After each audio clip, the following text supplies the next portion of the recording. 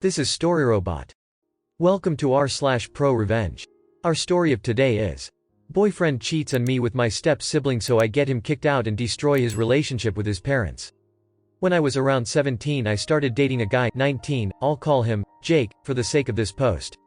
Also, age of consent where I live is 16, so nothing illegal happening here. We got on well, spent a lot of time together and cared for each other a lot. We even started talking about living together once we both moved out. We were a perfectly happy couple. Or so I thought. You see, after we'd been dating for a few months, something in Jake changed. He was getting a lot more distant. Whenever he was with me, he'd be checking his phone constantly. We stopped spending as much time together and he started to get really funny about public affection, regarding things like hand-holding and stuff. He also seemed to start caring less and less about my feelings. I used to have a bit of a thing for humiliation in the bedroom, nothing too far, and we'd spoken about what Jake should and shouldn't say, but he started to get more and more degrading. He'd tell me how no one would ever love me and would pick on my insecurities. I actually broke down crying a few times when this happened. To give him a bit of credit, the first few times he did stop everything he was doing and apologize, cuddle with me until I felt better, but eventually that stopped too and he just began rolling his eyes and telling me to grow up. He was like a completely different person. The insults started to seep into our everyday life. He'd pick on my appearance a lot, bring up my family. I was dealing with a lot of family issues at the time, bring up the fact that I slept around before we started dating, a sort of rebellion caused by the family issues, etc. If got upset by it, he'd just leave the room and let me cry by myself. I started to feel like it was my fault our relationship was falling apart, maybe I just wasn't good enough for him. I knew deep down that he was cheating on me, and that was confirmed when I got a message from a guy, David, on Facebook telling me that he'd been sleeping with Jake. He apologized profusely and told me that he broke things off with Jake as soon as he found out he had a boyfriend. I couldn't be mad at David, it wasn't his fault. We spoke for hours and I reassured David that it wasn't his fault and that he'd done nothing wrong. David also helped me to stop making excuses for Jake's attitude and the way he'd been acting. He was a godsend. The thing that truly broke me happened not too long after the cheating was discovered. We'd been arguing a hell of a lot more. Then he decided to do something absolutely unforgivable. You see, I had a strained relationship with my father for years. He'd cheat on my mother constantly and eventually, he settled down and had kids with a girl he'd been seeing behind her back. He did try to have some sort of relationship with me till I was about 13-14-ish and then decided that he didn't love me as much as his other kids and we stopped any and all contact. It broke me and it still hurts to think about to this day. Anyway, Jake went out of his way to find out of my step-siblings online and slept with them. He bragged about it the next day and my step-sibling actually posted online about what had happened and I received a bunch of messages from their friends telling me how I had deserved it. This was probably the lowest point in my life and I hated myself, partly for allowing it to happen and partly because I had started to believe what they were saying. My only solace during this time was David. I didn't want to burden my friends with my problems and David was one of the only people who knew, firsthand, what Jake was like. We spoke for a few weeks and eventually talk turned to revenge. I had tried calling things off a couple of months prior due to Jake's awful behavior, but he started with the apologies and telling me he didn't mean it, he'd never do it again. He even spoke to some of my family members who, unknowingly, pressured me to get back together with him as we were such a sweet couple. I hadn't wanted to tell them the real reason that we'd broken up, so I kept the details pretty vague, though I'm pretty sure some of them had seen my step-siblings post and knew why I didn't want to be with him. After weeks of talking and planning, I had finally had enough and decided to do something about it. My father wasn't exactly a rich man, but he worked a pretty well-paying job and earned enough money to live fairly comfortably.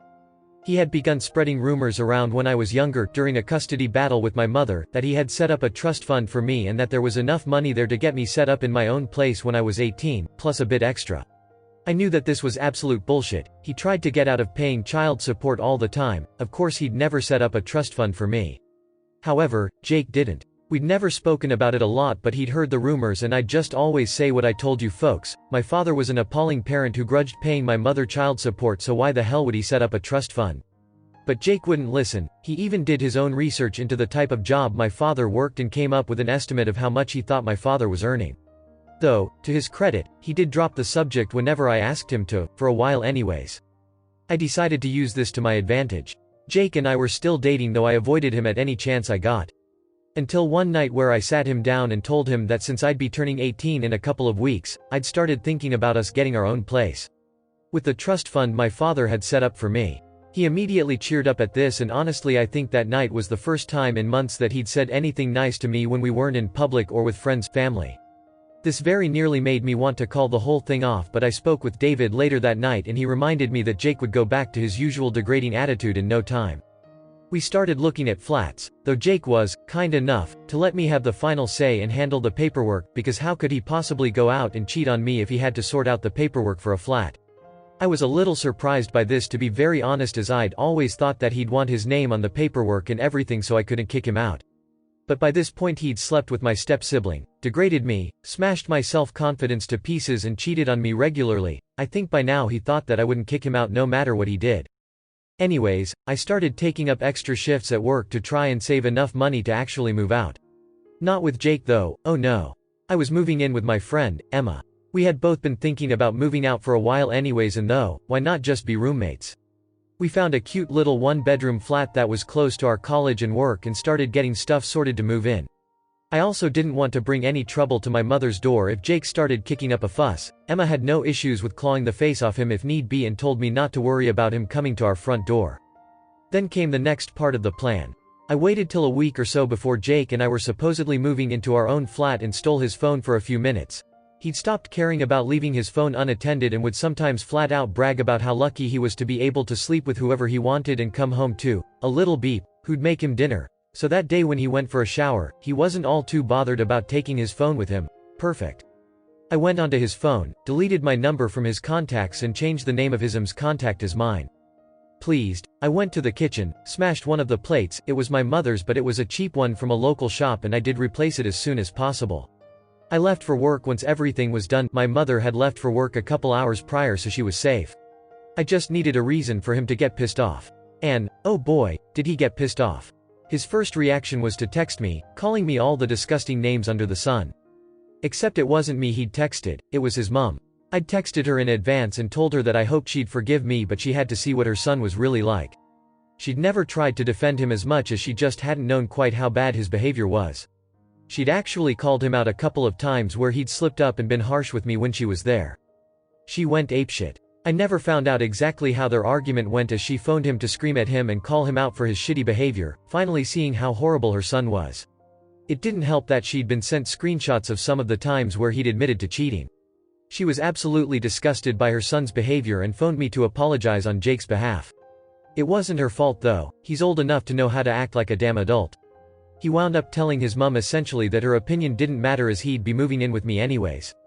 Needless to say, when he called me on Facebook, after I deleted my number from his phone, I took some satisfaction in telling him that we weren't moving in together, that the trust fund wasn't real. I'd already told him that in the past, he just refused to listen, and that I'd moved in with Emma. I was called all the sluts and whores under the sun. His voice sort of turned into white noise after a while. I told him we were over and hung up. Blocked him on everything. He had to run back to his mum and dad, his tail between his legs, and they took him back for a little while. Though after a bit, the arguments became too much and his parents kicked him out. He stayed with a couple of friends for a few months before he managed to get his own place. His parents, especially his mother, have not been the same with him since. I still talk to his mum on occasion. Lastly, David and I took the liberty of sending screenshots of Jake's abuse to as many of the people he'd been hooking up with as possible. A couple of sleepless nights were spent trying to track people down on Facebook. Part of it was to get back at Jake, but most of it was just to make sure that none of them got roped into a full-on relationship with him and had to deal with all the crap I'd gone through. So there it is, my little story of Prorevenge. Thank you for watching. Error. Problem detected. Not enough subscribers. Please subscribe, like and comment.